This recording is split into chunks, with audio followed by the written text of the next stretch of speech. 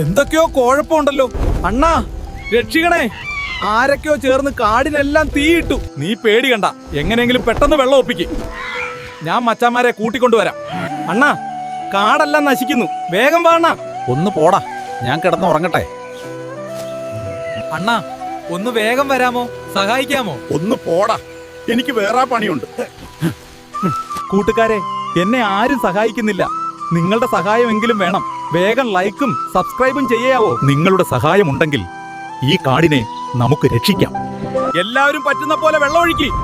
പോരങ്ങേ, നിങ്ങൾ ചെന്ന് കരിയിലെ എല്ലാം മാറ്റ്, തീ നിക്കട്ടെ. ആരാടാ എന്റെ കുണ്ടിയെ പൊള്ളിക്കുന്നേ? അയ്യോ തീ. സോറിടാ, നിങ്ങൾ പറഞ്ഞപ്പോ ഞാൻ വിശ്വസിച്ചില്ല.